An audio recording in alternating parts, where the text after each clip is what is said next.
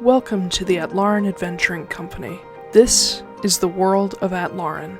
Beyond the Forgotten Realms and perhaps not far from Exandria, Atlaran and her two-moon sky have seen leviathans, dissolutions, divine gates, and calamities. And that's only the last 5,000 years. Perhaps most distinct for her scars, Atlaran is host to a number of sacred or cursed sites, depending on whether you ask Bahamut or Asmodeus. Or perhaps you'll ask the old Balin gods, whom the world herself and her moons and star are named after. These places, like Mount Gear, the Monomarig Meteor, Drozdana, the Dawn Deep Trench, the Shattered Continent, the Greenhall Sea, the entirety of Garrett Eldathos, they all play parts in the world's fate. But it's the people that truly shape it.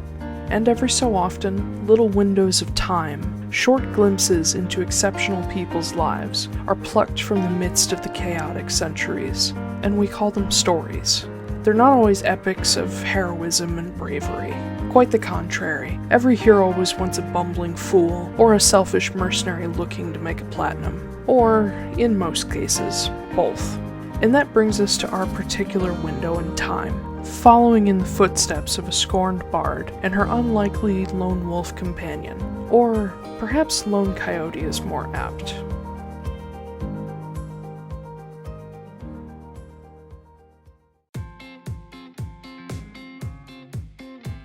Marin Veneer, a half-elven fighter with a love of freedom and gunpowder, and a former bard relearning her musical skills.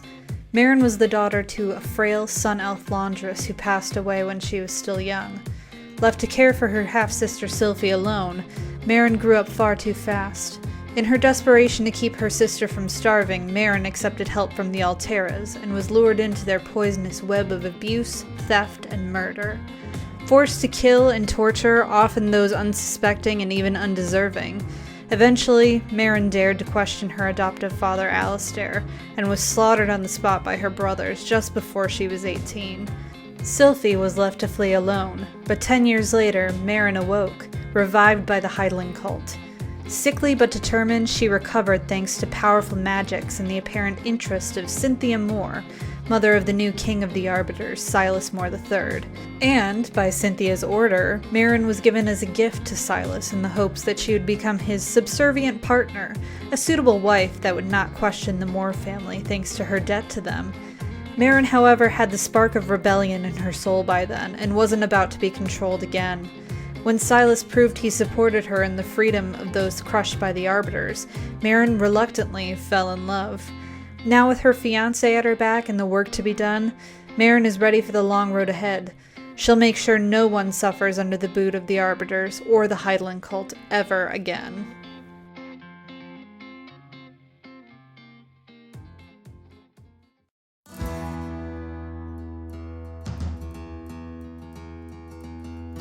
Kit, just Kit, a shifter, or Elucir, of the Coyote Totem and mildly devout cleric of Savros, the Balin god of mischief and wanderers. Originally hailing from Amnoblin as part of a group of natives called the Manamar and Dulmarig, Kit's people have always been harassed by the Skull, or outsiders who seek to take their ancestral lands and waters. Kit's particular tribe was attacked when he was young, rendering himself and his brother Ren orphans, and forcing their tribe to flee their home continent altogether. They found refuge in Iroquel, but struggled to adjust to the change from subarctic to equatorial desert.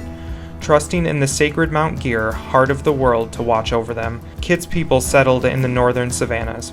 But Kit never settled, aimlessly causing trouble to Skull and taking mercenary contracts to send money home since he was 15. Kit has become a person of interest to the Guild of Wardens, enforcers who help keep the common laws.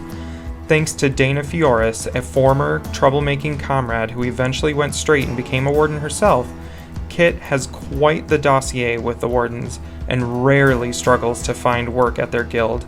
And now, alongside Sylvie, Kit has his own scores to settle with the Arbiters, though breaking apart an organization of kidnappers and slavers would be reason enough to destroy them.